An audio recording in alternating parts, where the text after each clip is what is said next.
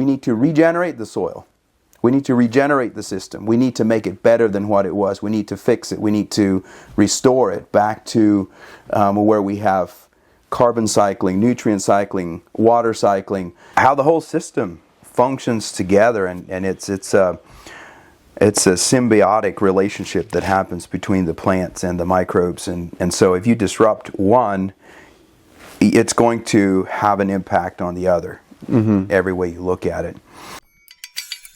Welcome to the Ground Up Podcast. Conversations about building biodiversity, resilience, and sustainability from the ground up.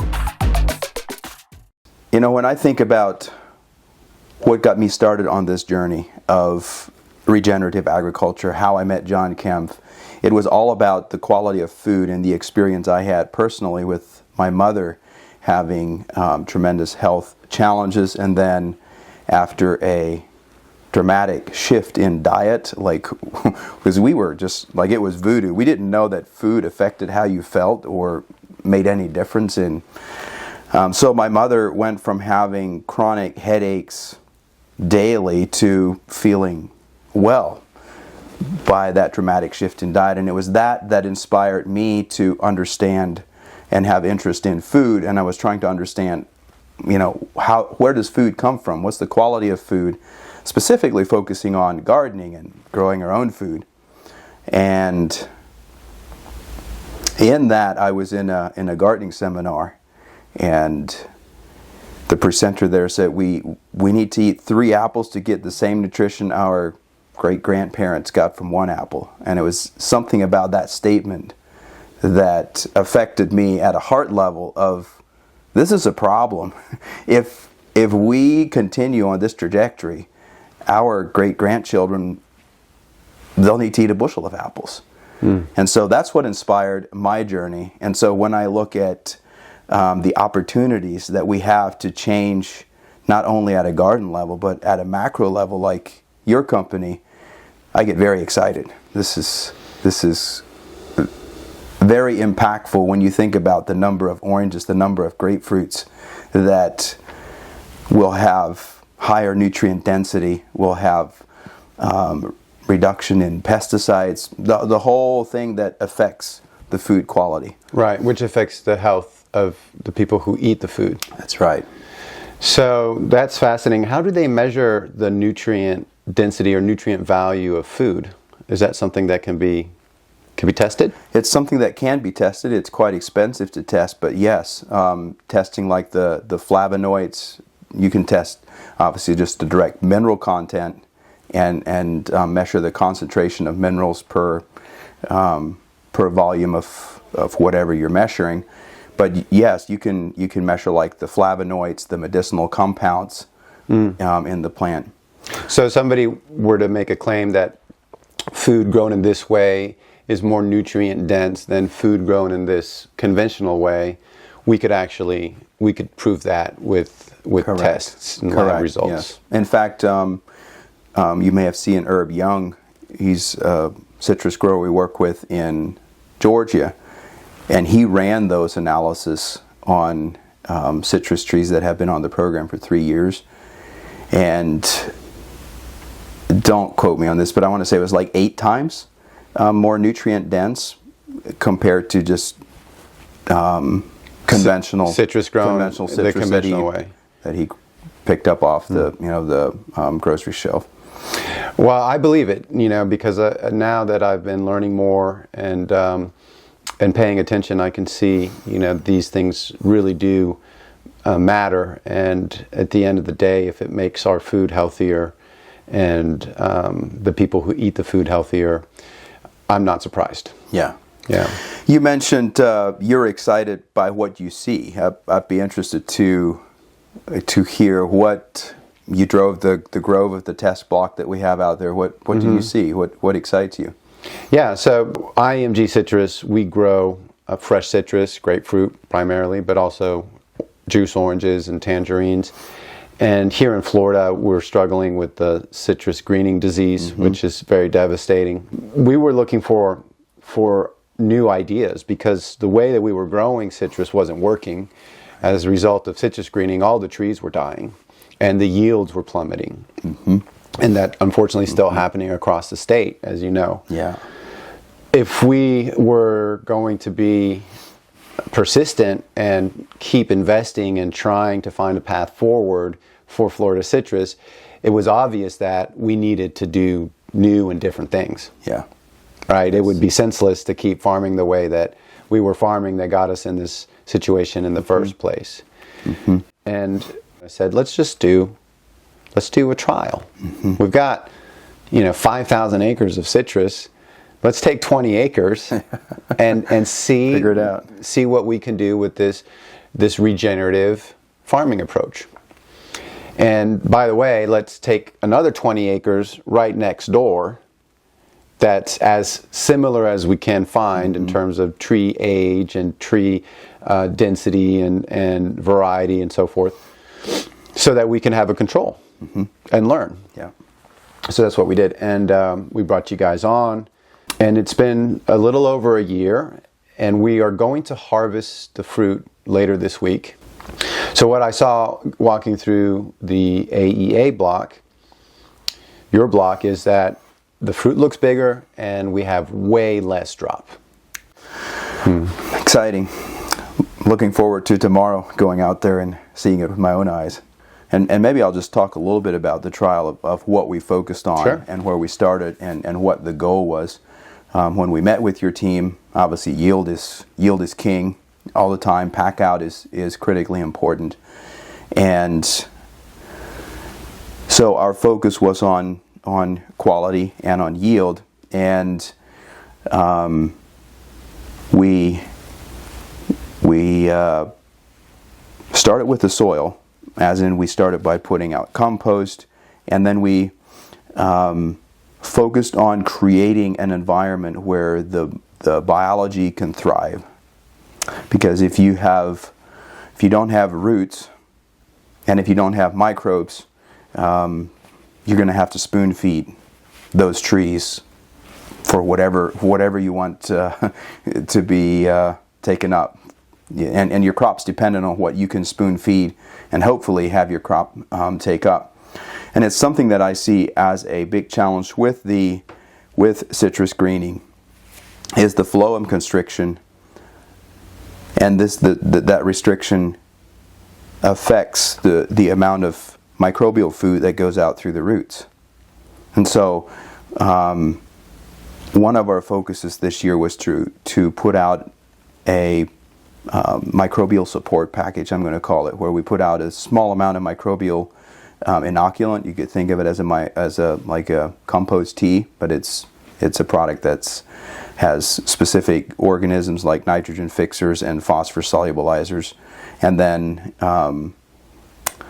a various carbon or a carbon source that ranges from complex to very simple. So we're feeding a range of microbes, and that was put out every 2 weeks, so that there's a constant supply of food for the microbes, even if the tree isn't able to support that. And then we did some soil amendments of micronutrients.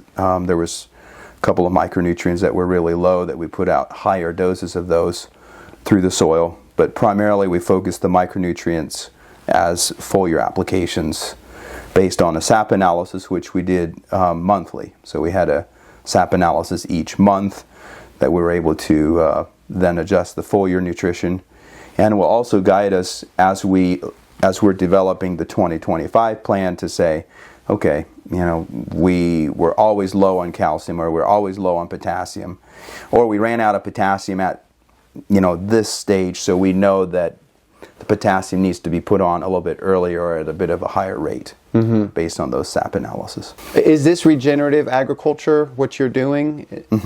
Yes. So what does that mean to you? What does regenerative agriculture mean? Well,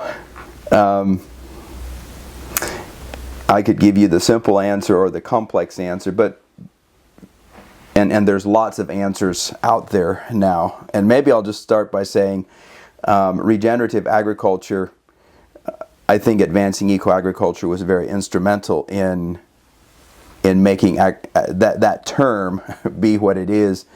I remember a conversation that John and I had back in 2011, and we were talking about what could we call this that's biological's okay, sustainable is not, because why do we want to be sustaining a broken system? Why should we care about sustaining a broken system? Because we realize that the soil microbial system wasn't functioning well enough. There wasn't enough carbon cycle. Nutrient availability was struggling. And that's where John said, well, we need to regenerate the soil. We need to regenerate the system. We need to make it better than what it was. We need to fix it. We need to restore it back to where we have carbon cycling, nutrient cycling, water cycling. So when we started using regenerative agriculture, what it meant to us and what we were saying is that to sustain a broken system is not what we're about. We're about taking the system that's broken, wherever it is, and making progress towards restoring it, towards regenerating it. And so to me, regenerative agriculture is a pivot. It's a shift in the mindset. It's understanding that plants have an inherent immune system, and they have the ability to resist insects and diseases. They're not just insects and diseases aren't just attacking plants willy-nilly. There's a rhyme and a reason why they attack certain plants and not others. It's because of the health of the plant. And so regenerative is really about thinking differently about how plants grow and how soil functions, and how really how we as stewards of that ecosystem interact with that system. And so, you can say, well, we're regenerative. That could be as simple as meaning we are making changes that are going to eventually end up regenerating the ecosystem. Mm-hmm. And the rate at which that happens, and I think that's where some confusion can come in this term regenerative agriculture. What is it? Is because when you're regenerating, then you're regenerative, right? You're in that mindset of regenerating. It's a journey. Correct. It's a journey. It's when have you arrived? Yeah. When have you gotten there? I don't think that's as important as that we understand our role within all of that, and we're not seeing plants and soil and insects as we're not seeing the whole ecosystem as something we can just manipulate, something that we control, but rather something that we're able to lead. Yeah, I believe that is the right approach to regenerate the soil, to think of the agricultural system as an ecology, and to respect the life processes that are active in generating soil health, plant health, microbial health, and allowing those things to unfold. It's very different than how we used to farm, because how we used to farm was very much about trying to control everything. Mm-hmm. To the point that we would kill everything that wasn't the plant that we were growing. We would kill all the weeds, we would kill all of the soil microorganisms, we would kill, any other animals that tried to get into the farm. And so then, with nothing else being alive, we can manipulate the system with synthetic nitrogen, synthetic potassium, synthetic phosphorus. Mm-hmm. And we throw in some micronutrients. But look where that got us. You say that's how we used to do it. But when did you start doing that? Like when did those changes start to happen? What was before that? Well, I don't know. I mean, I'm my father started farming before me, And when he came to Florida and started farming here, I think he just, hired growers who were already farming like this. Mm-hmm. So we inherited this model without really questioning it at the time. Everybody's doing it. Everybody's making money. The fruit, the trees look healthy. Why would you question it? Right. It's only when all the trees started dying and the yields started crashing after citrus greening came into Florida that we had to question it. But, before my father, my grandfather and my great-grandfather and my great-great-grandfather, they were apple farmers in Normandy, And, they didn't have all of those herbicides and pesticides and synthetic nutrients and fertilizers, 150 years ago. So they farm differently, and the soil in Normandy is amazing. I have a hypothesis thinking about citrus in when you had overhead irrigation, when there was mowing instead of herbicide, and in fact it was disking. I've heard growers talk about disking, the memories of disking down this tall crop of clover and whatever all the grasses were between the trees, needing to stand up on the tractor to be able to see where they're going. So thinking about that kind of shift, and I don't have the time frame in top of my mind of when all of those things happen, but when I think about disking and keeping the soil bare at all times, and then going to herbicides to do that, and then thinking about those herbicides' effect on the microbiome, and then thinking about the impact of those herbicides as chelators. And I don't think we understand what the legacy effect of those herbicides are in chelating nutrients. So when you have a sandy soil where you have low carbon and you have lower levels of minerals to start with, I think you will see the impact of those herbicides much quicker than if you have a heavier soil. All right, so just help me understand a little bit better. What exactly is meant by chelation? You ever take vitamins? Mm-hmm. So if you take vitamins raw, they're not very good, but if you have them in a little capsule, that's a simple way of describing chelation. It's encapsulating it. So take calcium, for example. If it's encapsulated, then the plant can absorb it, or it's tied up within that capsule. So otherwise it would leach out, or? Well, so chelation is used in plant nutrition. So plants take up, say, iron or manganese, and it's not oxidized. Then the plant can take it up, and then the chelation agent is broken down. The difference is that with the herbicides, especially glyphosate as an herbicide, the strength of the chelation is so powerful that it takes a long time for it to break down. And then there's also the breakdown byproducts of AMPA that are also toxic to the microbiome. So think of taking your vitamins in a stainless steel capsule. Right, you're not going to get any out of it. The impact in the soil is that it's chelated, and the trees or the microbes are not able to get to those nutrients. Mm-hmm. So if you have a heavier soil like, say, Iowa or Illinois, or even in California where they have heavier soils than here, meaning they have higher levels of total mineral in the soil, then it will take a much greater volume for all of those minerals to be chelated. Mm-hmm. In the sandy soil, this is my hypothesis of why citrus greening has showed up and kind of follows the trend of the heavier soils and where these herbicides have been used the longest. Yeah.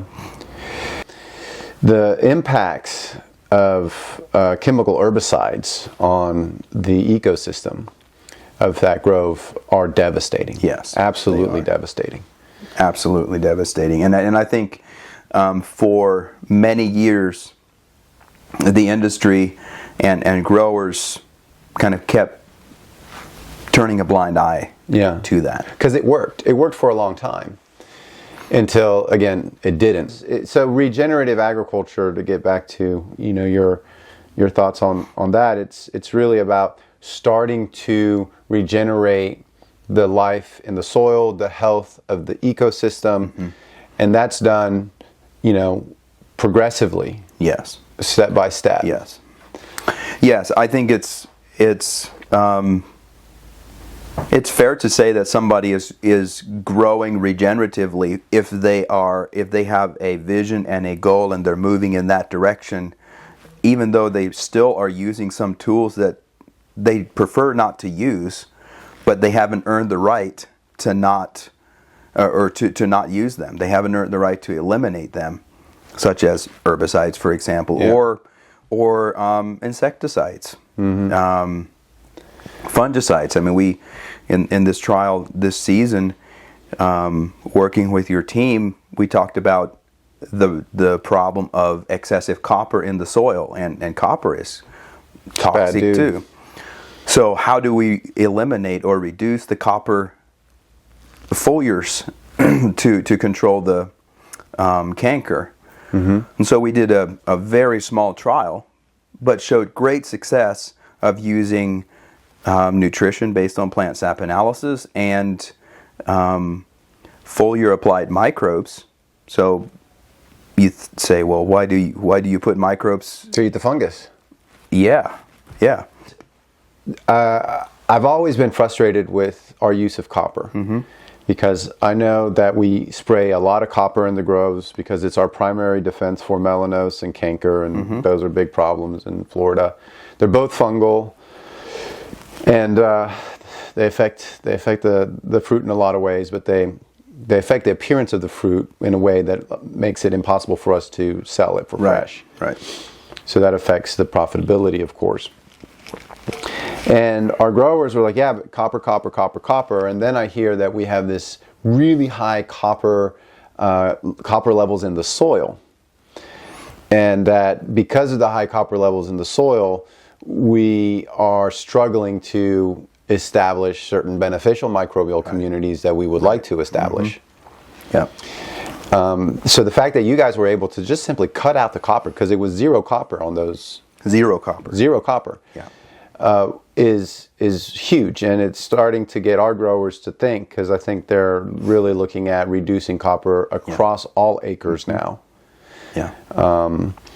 And so it's really learning, everything over again. It is. It's understanding how plants are able to take up nutrients as microbial metabolites, rather than simple ion nutrients, and how the whole system functions together, and it's a symbiotic relationship that happens between the plants and the microbes, and so if you disrupt one, it's going to have an impact on the other, every way you look at it.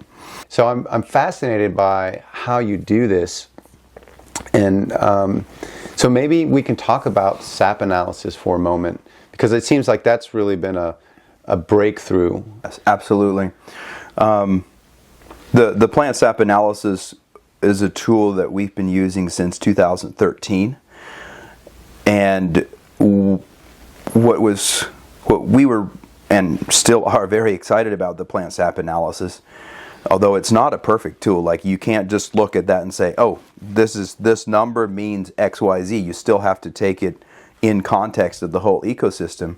But how the plant sap analysis correlated with the plants, what we were seeing in the soil compared to a tissue analysis, was way more consistent.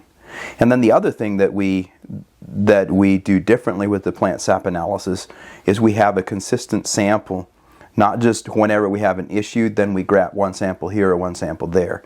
We want to see how these nutrients are trending through the season. And over a couple seasons, we're able to build some very good data sets to build our whole program on.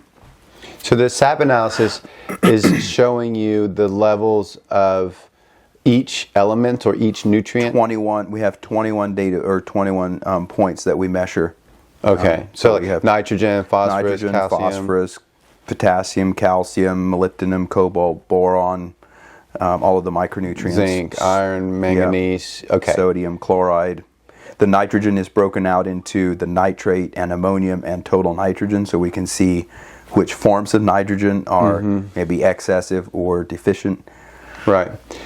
And you'll take a SAP analysis once a month?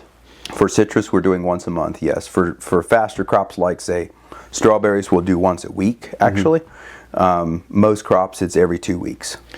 And then not only does it give you the levels of each element, but it shows you what's in the new leaf and the old leaf? Right, good point. So we sample, instead of just sampling an old leaf on the tree or sampling the new leaf, we sample the new and the old leaf, and they're analyzed separately. So the report comes back and you see the nutrient level in the new leaf and the nutrient level in the old leaf. And then some of those elements are mobile, like potassium, nitrogen, phosphorus, can move through the phloem, through the same vascular system that the sugars move through. And so it can move it out of the older leaf into the fruit or into the new growth as needed. So by comparing the new leaf with the old leaf, we're able to identify deficiencies coming on 2 to 3 weeks before you see any visual symptoms. Well, I find that fascinating. I've been loading up some SAP analysis reports to ChatGPT to see how it does. There you go. It's surprisingly good, but not yet good enough. I think your job is safe. Well, we're actually, maybe someday there will be the ability for growers like you to, take in consideration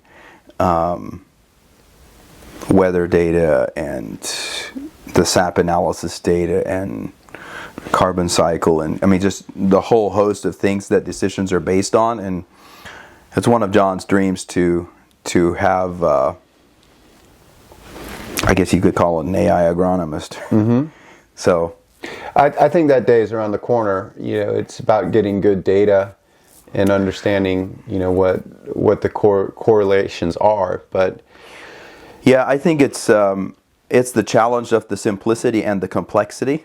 So you have this extreme complexity that we recognize of. You start looking at the soil food web from top to bottom, and it's wow. That's a whole study in itself. And then how it interacts with the plant and the rhizophagy cycle and nutrient uptake through that cycle. And then you start looking at the endophytes within the plant, and you start looking at just cellular structure within the plant. And now suddenly just squeezing some sap out and measuring nutrients is extremely simple in that complex system. And yet it gives us a tool that we can work with to understand the complexity and understand how we can guide or support the system.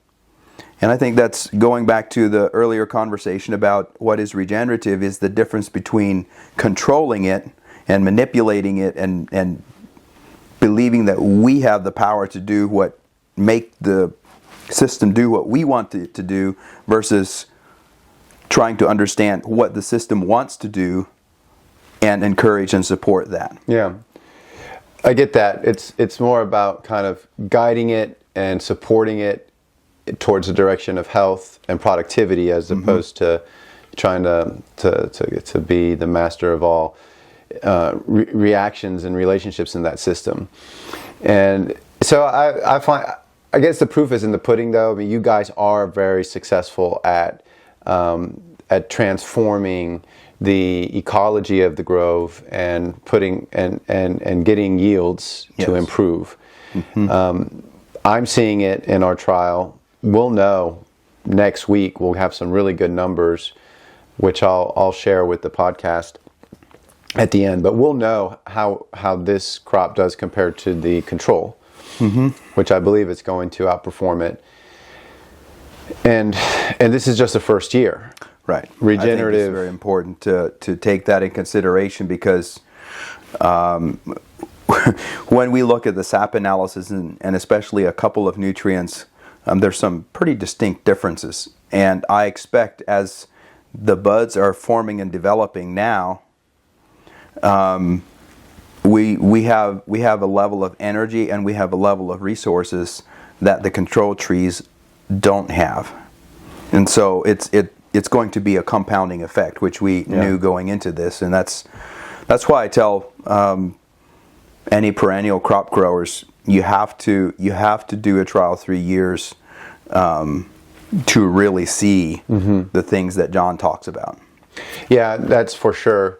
You have a compounding effect year over year. Your soil health is building, soil carbon's building, microbial populations are building. The residual toxicity of chemicals that you've stopped using, have a half-life that is slowly reducing. So you get compounding benefits, and I think you also probably get into like a tipping point where you have sufficient network effects and feedback loops, positive feedback loops, that you have a leveling up of results where it's more of a kind of emergence as opposed to a linear progression.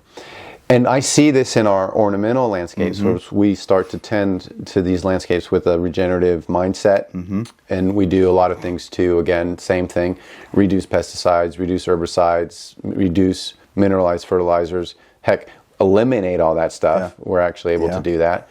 Nice. And we're building biodiversity on the plant layer with lots of different native plants, but we're also driving biodiversity in the soil. Because these microorganisms is where the real numbers are at. You're talking billions and billions of organisms in a cubic cubic centimeter or whatever, just a thimbleful. And there's thousands and thousands and thousands of different species.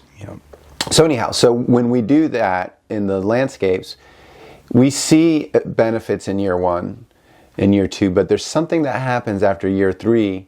We call it establishment.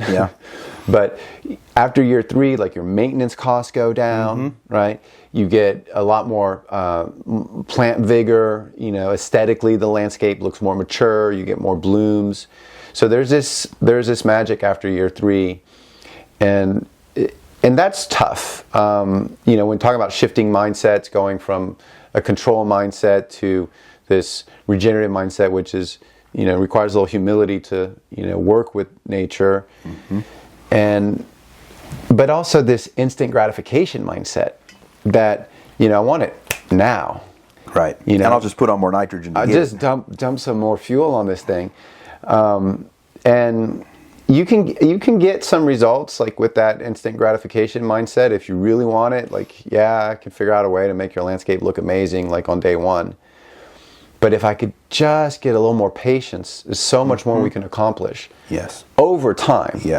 Because then that's when you're building a system, and when that system kicks in, and it starts working for free, and it starts working for you.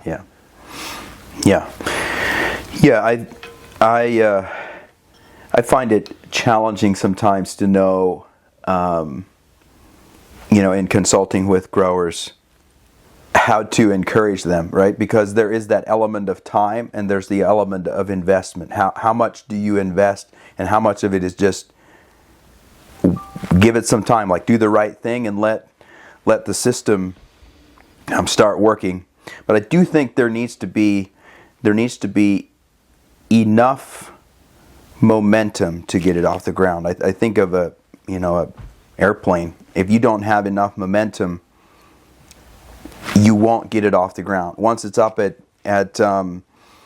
altitude where it can just cruise along, it doesn't take nearly the amount of energy as it does to get it up there. Your costs are higher in the beginning. They are. Yeah. And you don't have that, you don't have like the carbon buildup and the microbial diversity and all of those things build upon themselves over a couple seasons.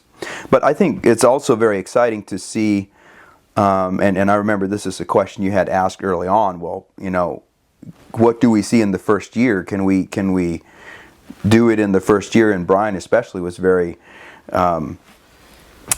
he questioned us pretty hard. We can't be losing money to do this. And looking at the numbers, I think it's very exciting to be able to see that as far as input budget, we've been able to be right neck to neck with the input budget, except there's a big proportion of that is in nutrients and soil rejuvenation as compared to in control products like pesticides and insecticides. So I think that's a real success for the trial this season, and it is. Well, that's something I really admire and respect about John Kempf, listening to the Regenerative Agriculture podcast. He is very clear that we have to address grower profitability. Mm-hmm. And he's right, because we're not going to get any scale if we tell people, hey, there's this way better way to grow food. It's going to be higher nutrient value. It's going to be better for the soil. You're going to get rid of all these chemicals, and it's going to be great. Except you're going to have to lose money for 5 years. It's a hard sell. It's impossible. 5 years and you're out of business for sure. Yep. And with the landscape, for me, it's a little bit easier to pivot because I'm like, well, let's just take it one landscape at a time, 1 yard at a time. Yeah. There's not a whole lot on the line at the beginning, but we're farming 5,000 acres worth of citrus. Right. That's a lot. Mm-hmm. And if you make a mistake, it will put you out of business. Right. So there's this, there's this concern when trying something new. Is it going to work? And how quickly is it going to work? But John has always been very much focused on, the sustainability, economic sustainability of the farm and the farmers. Mm-hmm. And I think because you guys have that attitude and that mindset, it's very reassuring. And so again, the proof. So the first year, the input cost on our standard program, which we use on the 5,000 acres and on the control block, is $2,000 an acre, $2,011 an acre. Mm-hmm. And you guys spent $1,731 an acre. So you actually spent less. Yeah, wow. You actually spent $280 an acre less, which is great. That in itself is that's a win. Yeah. That's a win. I would have been happy with the same. Right. But what's really interesting is that you guys spent significantly less on the pesticides. Mm-hmm. So our standard program, we spent $1,000, $1,081 on pesticides, like half. And you guys only spent $450. Mm-hmm. So this is obviously a completely different approach, completely different model. But I see that really excites me because I don't like pesticides. I don't like using them. I don't like being associated with them. I hate asking my employees to be out there. We follow obviously all of the regulations, but still, right? Yeah, it's still not good. Yep. Side means death. That's not. Yeah. We want to be in the business of life. Mm-hmm. So I was really excited to see that. But then you spent some of the money that you saved on the pesticides. You guys spent on more on nutrition, on nutrition and soil conditioners. So, judging by the estimate we can make, just looking at the crop, it's a good crop. It's going to outperform the control. And again, we're harvesting this week, and what we do is we run the fruit through a digital sizer and sorter. So these are like super sophisticated machines. They take 850 pictures of every single piece of fruit. Oh, wow. Yeah. So this is happening very, very fast as the fruit's like flying down the line. Wow. And they recreate this like digital, a virtual piece of fruit, and they analyze it for all kinds of things, size, color, defects. They weigh every piece of fruit.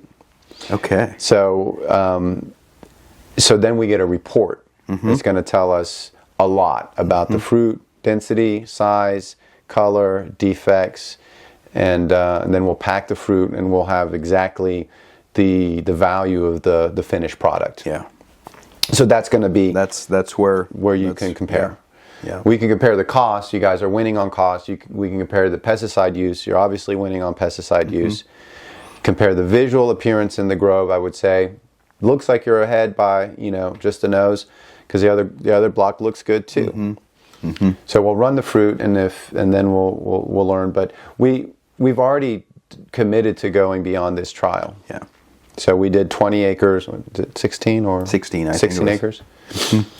16-acre trial, and now we said, okay, let's go full on for that entire growing region, which is our Vero Beach Marsh growing region.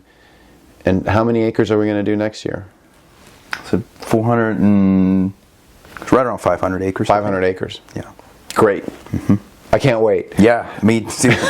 Well, we're starting already. Yeah. Which is a big reason for the trip. Is I'm going out to see all of the groves tomorrow, just so that I have a clear picture, so that when I'm working with your team, and we're looking at this block data or that block data, I know where it is, and I know the age of the tree and what it looked like, and just so that's part of our efforts to not just be manipulating and looking at numbers, but actually being a part of your system and the system here. Yeah, get out in the grove. Yeah. We're still farming, so Yeah. we've got to get out there. How difficult is it to take what we did on 16 acres to 450 acres? Because it's a bunch of different blocks, a bunch of different groves, different age trees. We have some different varieties. Yeah. Is it a big lift to kind of to customize this, or is it fairly similar? It's fairly similar. So the approach we take is to do a lot of samples initially to lay a foundation, and then as we see the data over 3 sap samples, so we're sampling more than we expect to be sampling for all 12-month or continuing into the future. In order to be able to say, well, these are all very similar. These are we can treat these blocks as one, and so that's how we scale up, is to work with the team on what's a manageable size of complexity, or a manageable size of blocks that we can. In other words, it's difficult to have 10 different tank mixes when you go out to spray. So we try to generalize that, and over time, as we work with the soil, get the soils balanced, and also as the trees improve in health, then we have growers that we've worked with for multiple years that maybe have 2 tank mixes over thousands of acres, and they base that on a couple spot checks. So they might have 15 or 20 sap samples on those thousands of acres, and then they say, okay, well, these blocks are representing that area, and then they built a tank mix for that area. Mm-hmm.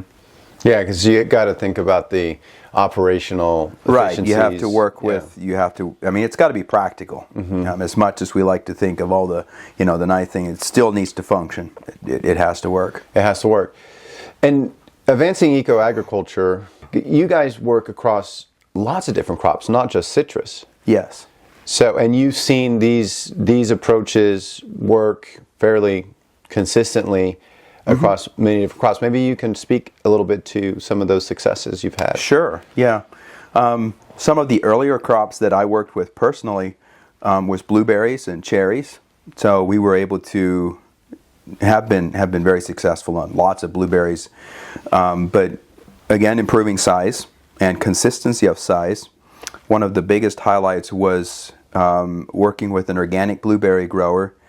And in blueberries and cherries, they have a spotted winged Drosophila fly. I don't know if you're familiar with that or not, but it's a little fly that lays an egg in the fruit just as it's ripening, and then that little larva grows, and you bring blueberries home from the grocery store, and it's full of worms. So there's no tolerance whatsoever.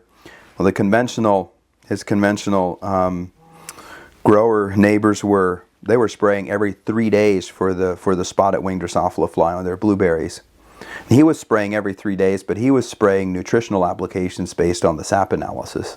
And he had no rejection for spotted winged Drosophila fly at all. So you didn't apply any pesticide? Zero. So a nutritional spray is basically it's just plant food. Plant food. So it's a combination of minerals that are deficient. So the plant there's millions and millions of reactions happening within the plant at all times as the plant is photosynthesizing, taking the photosynthase, the glucose molecule, building proteins, all of those things. I mean, there's just trillions of reactions at a cellular level within the plant. And those reactions need to be supported by minerals as enzyme cofactors to catalyze those reactions. So oftentimes a plant is susceptible to these insects or diseases because they're not able to catalyze the reaction or support the reaction of a given protein being formed or being produced. And so that's what the insects and diseases feed on, is incomplete proteins or materials that have not been fully synthesized, which is not good for us. Like if we have food that has incomplete proteins, it's not healthy for us. So that's what we were focusing on was the mineral balance, as well as like the plant microbes to help the plant with its own defenses. And yeah, so it was all just focusing on supporting the plant. Great. So you were able to deal with this terrible fly using these practices in blueberries. Where else have you worked? Cherries. We've had great success in cherries, in increasing size and consistency of size. The one story I'll share with you on cherries was we increased the size, we reduced the cracking. So they have major problems with rain cracking. If it rains and the cherries are just ready to harvest, just before harvest, they can lose the majority of their yield because of the fruit cracking. Mm-hmm. And we were able to reduce that significantly. But probably the most exciting thing on the cherries was a block of young trees. I want to say they were like 5 years old. They had, and this was in the Dalles, Oregon, they had a freeze. Let's see, it was early November, like it was unseasonably early. The trees weren't even dormant yet, and they went from I want to say mid-50s down to 6 degrees overnight. And the block this was while they were still in that trial phase. They were doing a 50-acre trial, and the trial block came out of that and had actually had a crop the following year. But the same age trees, same soil type, same elevation, literally same everything, totally froze out. Lost that whole block. And the growers report is the only difference is these trees have been on a nutritional program, working with biology, working with the advancing eco-agriculture method for 3 years. And so, yeah, frost resistance is a big deal. We work in cotton a lot, corn, soybeans, wheat. Yeah, pretty much you name it, we've probably worked with it. And I tell our agronomists that if it didn't work, like if you put out a program and it didn't work, and it happens sometimes where we look at a grower's operation and we say, well, this is what you should do. Regenerative agriculture will always work. Whenever we work with the system, it works. If it doesn't work, it's because we haven't identified the biggest limiting factor. We haven't correctly addressed whatever the issue is that's holding back that system from performing. Mm-hmm. So there's a lot of investigation at each farm to try to understand the Yes. crop, the soil, the conditions, what may The be grower. the grower. Yes. Yeah. And so are you able to use more or less the same tools and the same basic approaches when you go from cherries to corn to blueberries to citrus, or are your programs radically different? The principles and the approach is identical. Working with building the microbial life in the soil, looking at the carbon, looking at nutrient imbalances, reducing excesses, and using pesticides and sparingly. Just so the concept and the principles are same across all crops. The program will be different. So take a dryland wheat farmer. He won't be able to invest. In fact, he has nowhere close to the revenue potential as you do on citrus. So it doesn't make sense to have the level of program that we would in a citrus grow for a wheat grower. So we work within the context Of the market dynamics, of the market economic dynamics of model. Right. Sure. To maximize return on investment. Yeah, but it's working. You guys, Yes. how many acres have you advised on? Do you know? Oh shoot, I don't know. I mean, it must be hundreds of thousands. Yeah, for sure, hundreds of thousands. Maybe millions. Maybe millions. Yeah. I haven't heard that number in a couple years. Yeah, it's a lot. So let's talk a little bit about John, because he's such an interesting person, and I'm always curious. People who work with him. Like, do you have any stories, or could you help to bring to light what's so unique about John? Well, I'll start by saying I think you need to have him sitting in the chair here and talking to you. I think probably what is unique about John is his ability to take the complex disciplines of all of the things we've talked about and bring them to a level that growers can understand, and bring them together in a way that most scientists in their own discipline say that doesn't, like those aren't connected. Let me give you an example of it. Maybe an entomologist saying, well, I know all about this spotted winged Drosophila fly. I know all of the life cycle, everything. But then you have somebody else that's talking about the microbiome and the soil biology. And John has an ability to take all of those studies and say, well, if this is true and this is true, then that must be true as well. Mm-hmm. And bringing those together and seeing the whole picture. Seeing the synergy and the synthesis in the whole thing that, I've not met anyone else that's been able to do it quite in that way of. And then the other thing is John has, I'm going to call it a gift just a way of drawing people into the vision he has for regenerating our food system. Mm-hmm. Yeah, he's very inspiring, and the fact that you guys are having so much success is really impressive to me, because I know how hard farming is, right. And for you guys to be taking this approach, which is fundamentally, healthier for people, healthier for the environment, it's certainly, according to my values and my ethics and my beliefs, it is a better way of farming. Right.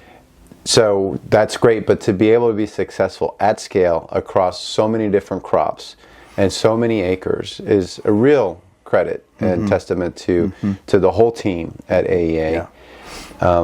And the way that John is able to speak to how these regenerative practices work holistically in a broader system, because we talk about the agroecology and the farm system, we get into microbes and soil and water and plants, but ultimately the farmer is part of that system, the economy of the agriculturalist, Right. and all of his employees and his family, Their families. and the employees' families. Yeah. But then you think about all the people who are eating the food. And now you connect the impacts to the health of all of those people. And so it really is, it's a global system. It is. And we're focusing on regenerating health and relationships and regenerating our relationship to our farms and soils and our food. I think it's very inspiring. Yes. And I'm glad that people like you are out there, that John Kempf is out there talking about it on his Regenerative Agriculture podcast. So you said that you were kind of drawn into this after you experienced this with your mother's illness. She got better. And so were you an agronomist already at the time? No, this happened when I was, I'm going to say 16 or 17 years old. And she had a chronic headache, like daily, just, throbbing headache all the time. And there was not really any reason, there was just, and then we got connected with a nutritionist and someone who really understood health and someone who took interest in our family, I guess, in a kind of a unique way, and helped us with, we completely changed our diet for close to 2 years, where we were vegetarian, vegan. No, I shouldn't say vegan, because we did eat eggs. We didn't have meat. And then raw, like most of the vegetables we ate were raw. We drank carrot juice like you cannot imagine. It was just it was a complete shift from ho-hos and having no concept of, we ate the most processed diet that you can imagine, to this radical shift. And I remembered as a young man just the energy, how different I felt, and the vigor, and it changed how my mother felt, completely 180 degrees. Just headaches left, no issues with it. So no, at that time in fact, my dad built office furniture, and I have an 8th grade education, and apprenticed with my dad in the furniture shop, and so all I knew about soil and plants was pulling weeds in Mom's garden. That's really all I knew at the time when all of this happened. And then I taught school for 5 years in a small community school, and it was during that time when this interest was sparked to do something about food, to understand why is it. In fact, I pursued, at a gardening level, and then I pursued human health. I thought I might be help people with health issues like my mom had, and I realized that it is what people eat. And so, if people are getting grapefruits from IMG Citrus and they're 10 times more nutritious, then that's actually where I make the biggest difference. So wow. that's what got me. That's what got me really interested in the soil and in. I went to the library. I got Neil Kinsey's Hands-On Agronomy book. That was the first book I read, and it was like cations and anions, and I had no clue, no idea whatsoever. I had the dictionary, and I have tablet after tablet of writings and notes, and that's how I got started. Wow. Yeah, because I would assume that you go to university and take all kinds of chemistry and microbiology courses to learn this stuff. You self-taught in a library. Yeah. That's remarkable. Yeah. And how long did it take you to kind of develop, your proficiency to the point where you were able to really contribute to farms and? Well, so in that journey, I actually applied for a job as an agronomist at a local garden center, and didn't get the job because of they weren't ready for the level that I was interested in bringing to them. And I said, well, I'll just go do my own thing. I'll build a lab. I'll be the nutritionist, And they said, well, there's a young man in Middlefield. His name's John Kempf, and competition's pretty stiff on this kind of thing. So I was like, well, I want to meet this John Kempf. And within a couple months, we were at a trade show where John was, and that's where I met John the first time. Got his phone number, and so as I was studying these books, I would frequently call John, and he would just blow my mind time and time again. I'd be looking at a soil sample, and it'd be like, so what's this mean? What's that mean? And he would just tell me, because he had a couple years of experience ahead of me, so he really had a grasp of how the system functioned and worked. So how long did it take me? Well, I read 3 books. I read Arden Anderson's The Anatomy of Life and Energy in Agriculture. I read Neil Kinsey's Hands-on Agronomy, and I read Gary Zimmer's The Biological Farmer. And anyone who's interested in getting started to kind of understand, those are really good foundational books. When I got done reading those books, I thought I would be able to solve any grower's problems. Like, I got it. That's the way I felt. And I know a lot less today than I did then, because I realize how much more there is to know. Mm-hmm. But you really only need to know, in order for us to share information, in order for us to make an impact in this regenerative economy, is simply to share what we do know. And so I think it's an invitation for anyone who has interest. We learn, we share what we learn. Some growers knew things I knew. Many growers had no idea what I was talking about, even though I was talking at the most basic level you could imagine. Mm-hmm. Wow, that's fascinating. A story of learning and pursuing a purpose and a passion. Mm-hmm. And it's led to, what is already, I think, a remarkable level of success and achievement. Mm-hmm. But what gets me excited is to think about how far this can go, because I'm sure there's so much more that we all can learn, that you and John will continue to learn, bring to the table. Yes. And we learn by doing. So, every time you get 16 more acres or 450 more acres, it's an opportunity to to learn even more. Yes. And to share, as you said. I think this is the path of farming. We are definitely taking that path at IMG Citrus and at Cherry Lake, which is our landscape company. Yeah. Not only because it aligns with my values and ethics and beliefs, as I mentioned, but it really is a way to create long-term economic value. Yes. And I have a responsibility as the co-CEO of this organization to make sure that we are profitable. It's important. Yes, but what I think is equally important as profit is the longevity of it, the sustainability of the organization. Yes, the future of it. And I think we can with all of this, because it just works. You have to be prudent. That's why we started with a small trial. Yep. You have to look at the numbers. You have to look at the costs. You have to look at the yields. We've talked about all that.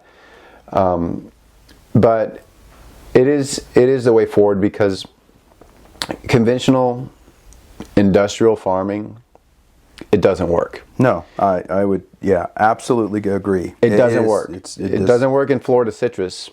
That's for sure.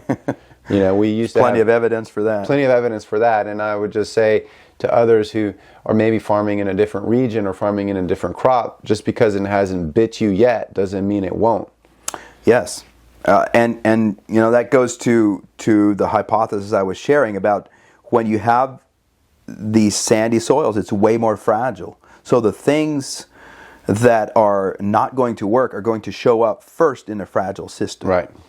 And I think it'd be interesting to really dive into that. I've just not had the time to look at the global aspect of the citrus greening and citrus challenges, especially the greening. Just in the United States, I mean, it's really taken a toll on the Florida citrus. California is less so, but why? What are all the factors playing into that? I'd love to talk to you about that one day when you have thought more about it, because citrus greening is a global threat to citrus. Right. So we had to take it seriously. But I did ask ChatGPT one day, name 20 other crop disease or pest combinations that are equally severe to citrus greening. And it just listed, bananas, kiwis, avocados, olives. I mean, apparently, there are these really existential threats to crops. Oh, yes. Not Yes. just in citrus, Yes. but in many of our major crops, which is kind of a concerning notion. Yes, very, very concerning. And I think should be very motivating for us as a company and you as grower and as a collective species. If we as people have to rise up and say, this isn't working. Yeah. I mean, if we want to eat, it's got to grow. Which I think you've met Shelley, and I think you should have Shelley here talking about her farm. She has done this. I think food forest is the right way to call it, of just interplanting, and so she has citrus, but she has a whole succession going on. It's beautiful. It's beautiful, and I believe it can be scaled and commercialized. Yeah. Where you're not depending on just citrus. I mean, you have the whole acre. How about generating revenue from the rest of the acre other than just citrus? Yeah. Well, I'd love to do that and talk to Shelley about it, because I am thinking about, what does polycrop farm look like in Florida? We have some land that we aren't farming right now, and I'd love to try different things. And then on the landscape side, I am interested in introducing food into the ornamental landscape that go along with our sustainable landscape systems. And some of these master plan communities that we're working with will be completely feasible and appropriate to plant, a 10-acre or a 20-acre food forest. What does that look like in Florida? How do we establish it? How do we care for it? How do we manage the harvest? There's lots of questions, but at the end of the day, if we had healthy forests producing food in our communities, I think people would view that as like a real amenity, a real benefit. I think so. And it'd be a hell of a lot cheaper than a golf course. Exactly, and not. I mean, when you think about it from the food side, great. But think about just the interaction of people with a natural system. Like, instead of being out on a golf course or just sitting, walking through your lawn, you walk through a food forest and you snack on things that are of medicinal quality food. Yes, that's right. And just reconnecting people to nature, having simple but meaningful experiences, walking out your front door and seeing a few butterflies, some songbirds, watching them pollinate the plants that you've planted there. Yeah. I think that makes a difference, and you don't have that when you walk out onto a St. Augustine lawn. There are no pollinators. There may be some fire ants. That's about it. And it's not. People have been disconnected from nature. I think that's obvious. Yes. There's this disassociation, which is very harmful because it affects how we view the world and how we think about the world. It affects our mindsets. And if we carry those types of views and mindsets into how we farm our food, we end up with these systems, these broken systems, stupid systems that we have, inherited, that don't work and that make us sick, and that won't be able to sustain future generations, human populations. Yeah. I don't want to be overly dramatic about it, but it kind of is a big deal. It is a big deal. I mean, especially when you think about, like you were saying, all the crops that have these significant threats, like and also tools that aren't working like they used to work. Things that growers depended on in the past. I mean, you could take citrus again as an example. How long will OCT work as a Band-Aid? Like, how long can that be something that gives you a burst? We can't use antibiotics in humans over and over again without the resistance being built up. Well, copper, we were talking about copper. Yes, canker example. is basically resistant to copper now. Yeah. It's just mutated and so many times. I think we have to learn how to work with nature. You were saying this idea of control versus working with nature. That's a fundamental pivot. Yes. And it goes really to the heart of how we, as individuals and collectively, relate to nature. And the good news to me is that if you just can get to the root of how we think, yes, to all you have to do is change the mindset, and then you start on this journey of learning and discovery and growth, and you'll get really far. You don't have to solve it all on day one, but you do need to get to, how do I really want my food to be grown? And do I want it to be blasted with chemicals, and destroy every other living organisms, on the farm? Or do I want to grow my food in a way that celebrates life, that works with the power of nature, and that, puts, health into the soil? And that's really the choice that we are facing. Right. And what you guys are bringing to the table. Yes, and it's really, that is the shift, and often we start working with growers. Well, I shouldn't say that. We start working with growers for financial reasons. We need to get back on track. Like, we're losing money. We're going to lose the farm. We need to be able to grow crops in a profitable way. And sometimes we do get growers that have already had that mind shift, that already said, I want to work with nature. But I think it's safe to say a majority of the time, growers come to us and they have an issue that they need a solution for. And then after we work with them for a season or two, the light bulbs start going on, and they start realizing their role in what they're doing. And instead of it being a job, it becomes fun again. They're reconnected to their purpose of stewarding, right? I don't think any grower is just a grower just because it's the highest paying job you can have. And John's talked about this multiple times, and I find it to be a belief or a truth that I hold, is growers are usually kind of maybe you could almost say cult to the purpose. But a lot of growers are disconnected or have this dissonance. They don't really understand that purpose and how to function in that purpose. Yeah. And I couldn't tell you the number of times that I've watched that shift happen, of a grower saying, I don't need to use this. I see, when I give the plant what it needs, it actually wants to grow. And a grower goes, I like what I'm doing again. Well, Courtney, who's our grower in charge of the marsh where this trial is happening, he was really inspired, and he was very passionate about it. And it does kind of connect with our love of nature, our love of life, because we're not using pesticides and herbicides.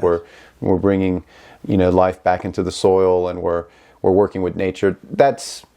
I think every grower is going to respond to that once they get over their fear that they're going to fail. right? Yes. Because that's the farmer always fears failure because we deal with it all the time. Yeah, it's a real thing. Crop failure, you can only have so many of those. Yeah. Before you're no longer a farmer. That's right. So I think that's natural. And, we go slow and we build confidence, but you get over that and then yes, it's all joy and love and positivity because this way of farming is going to connect us to what we do in a way that's much more meaningful. And I see it with Courtney. And I feel it myself, the journey I've been on from when we first met and I had no clue what you were talking about to today. And I just want to learn more and do more of it. So which is so exciting because there's so much more to learn. Like I'm very, very excited about this next season, which, this trial block was all on just the grapefruits. And in this next year, we're going to have Valencias and post-flower drop, the whole PFD thing. So we've been doing a lot of study and trying to understand that whole organism, that whole cycle. And then we just got our first sap analysis back, and I'm going like, oh, interesting. So it remains to be seen, but I look at things like post-flower drop, and I think that's one of the things that really sets advancing eco-agriculture apart is we look at those things so differently. Right? Well, if you can fix PFD, I think you will probably be, expanding your acreage again next year because that's also, especially on the Valencias, that is a real crop killer. Yeah. And I don't know what to do about it. Well, I think it's pretty simple, actually. Yeah? I think it has a lot to do with the energy level of the tree at critical points. Okay. All right, so we're gonna learn something, and maybe next year we can talk again and see how you did with PFD. Yeah, I would say we have a lot to learn yet, right? And we have to put into practice the things that we think are root causes. Yeah. But that's how we work. I think we're gonna continue to learn as the years go by. We're gonna get these compounding effects. Yeah. And next week we'll have the results of this first crop. So excited for that. Before I post this, I'm gonna wait so I can share it as a kind of a appendix. But this has been so much fun for me. So much fun. Yeah, so really much interesting. Fun. Yeah, I look forward to more of these. Yeah.